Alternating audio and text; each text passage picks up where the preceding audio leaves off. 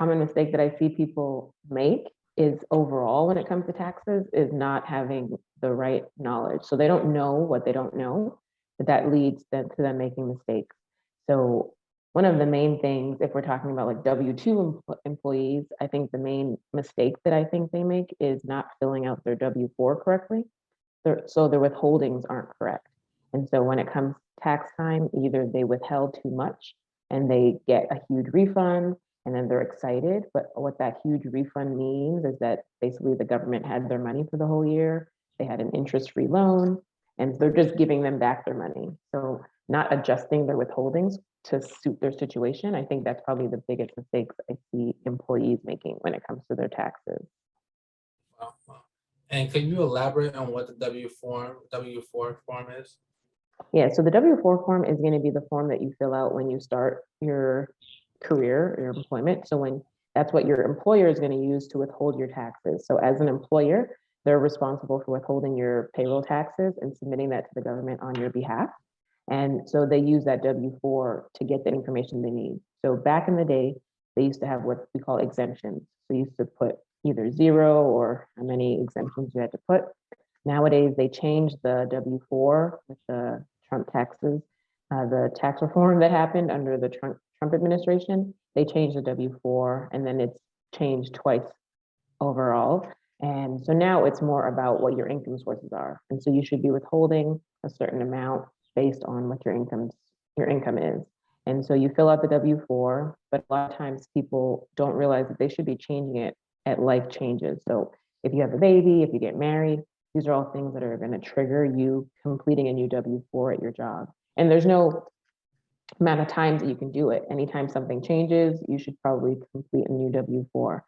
So when the new tax reform happened the first time under Trump, a lot of people were taken off guard because they did not adjust their W-4s. And so when tax time came around, they were in for a surprise because their withholdings weren't sufficient in the case. So that's typically what the W-4 is.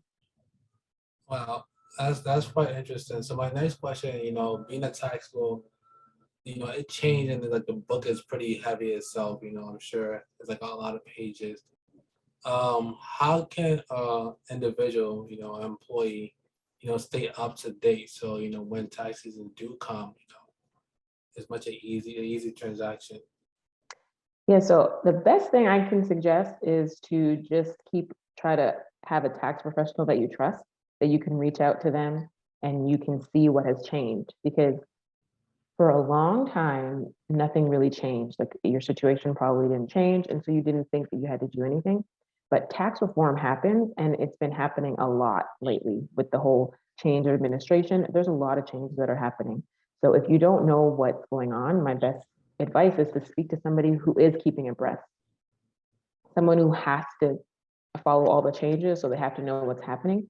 If you are an employee and that's not your wheelhouse, you're not going to be keeping up to all the changes. But literally something just got signed, like put into new law under the Biden administration like a couple of days ago. So that's going to have tax changes in itself. So it's just keeping up with everything. It's probably the best bet is to speak with a trusted professional that you trust and just go to them with questions, see what is impacting your situation, what you should be aware of so that you're not caught off guard. That's great. Um, that's great. What I like to like in terms of like taxes or just information, like I try to try to understand myself a little bit. So I do go to accountant or somebody who's more. And so I'm guessing, how can someone get educated for themselves so they know the right questions to ask to the accountant so they know this is the right person for them to work with? Yeah, so that's a good question. So I like to tell people the irs.gov, so that website was created for the taxpayer. That has all the information that you are possibly going to want to know. It's going to take a lot of digging because it is a government website, but all of the information that pertains to you as a taxpayer can be found at irs.gov. So you might want to go there and search things that might be applicable to your situation. So if you want to search like real estate and find out what has happened in the real estate world, if you own properties and you want to know about that effect. As far as questions to ask tax professionals to find out if they're the right fit for you, depending on your situation, I would definitely ask questions on your industry, on your specifics. So if you have children and you want to know about the tax credit, the child tax credit, for example, find out if they work with people with children. Are they aware of the changes that impact the child tax credit? So just ask specific questions that pertain to you to see how comfortable they are. But don't be afraid to ask questions. I don't think there's anything wrong with you interviewing them, just like they should be interviewing you to find out if you guys are a good fit. That's great. That's great. Thank you for that.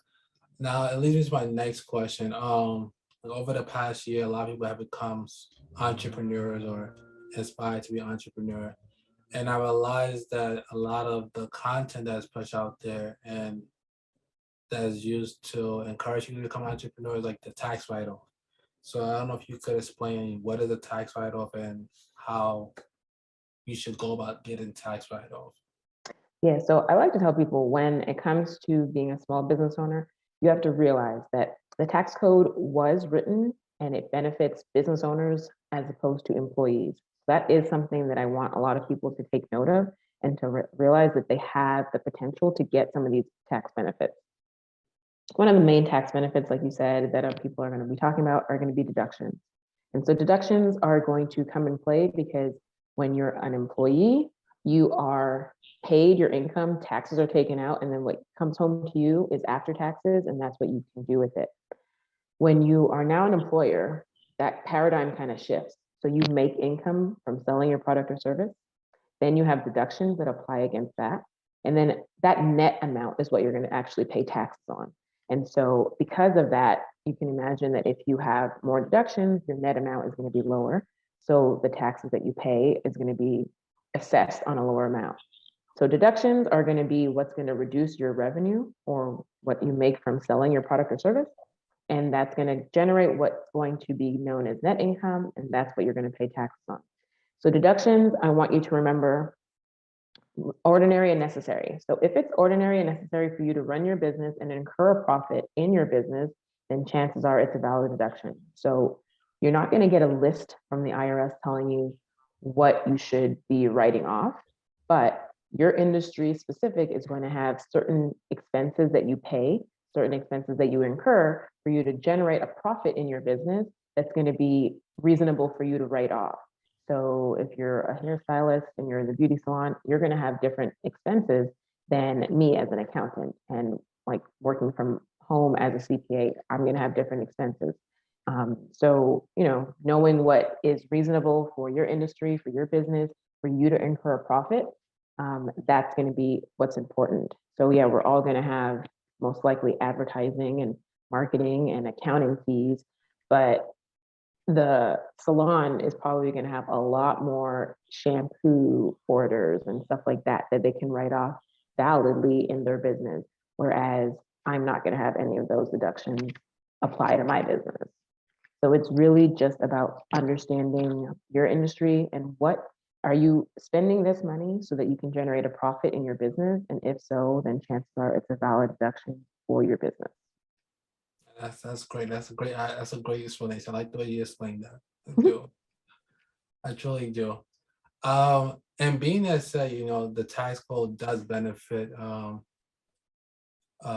business owners or employers. Would you recommend people to have some sort of business, whether it's owning properties or something, so they can take advantage of this?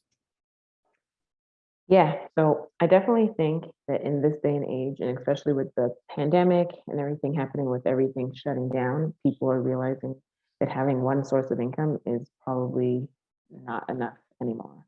Um, Times are changing, and now is when we're, fortunate to be able to live in a space where we can run businesses from online. We can do things without having to have a brick and mortar per se. And so that opens up the possibilities of what we can do to actually earn income. So I think not that everybody should have a side business, but I think it's something that everybody should look into seeing if it's something they can have, because having a second source of income is not something, I don't think it's something that you might want to have. I think it's something that you might need to consider. That's great. You're right. You're right. Definitely right.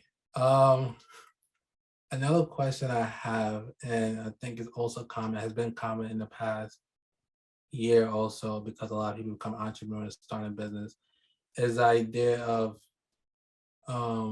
whether LLC protects you or it gives you tax benefit. So I don't know if you could like go more into details of what an LLC is and how it should be used. Yeah, so a single member LLC, for the government purposes, it's what they call a disregarded entity. So what that means is, for tax purposes, it's going to be treated the same way as a sole proprietorship. So that means it's going to be passed through on your personal tax return. It's going to be filed on what we call a Schedule C. That Schedule C is going to be reported on your regular 1040, and that's how that's going to be reported. So in terms of tax benefits, it's treated the same way whether you had a single member LLC or whether you didn't. What the LLC does, it's a limited liability company, and it's going to protect your personal assets from the business assets. And so it's going to grant you that separation of self from the business. And so it's going to give you the legal protection that you need, provided that you do everything that you're supposed to in order to keep the two separate. So some things that people don't realize is that in order to keep them separate, you have to be separate the person from the business. And so commingling is something that you want to get a grasp on right away, because commingling, what that does is, it's if you're paying for personal things with the business card, paying for the business stuff personal, you basically are not having a separation of self from the business. And so you basically are telling the world that you don't think the business is separate from you, which might not be a problem, because there is something called sole proprietorship. That's where you do business as yourself.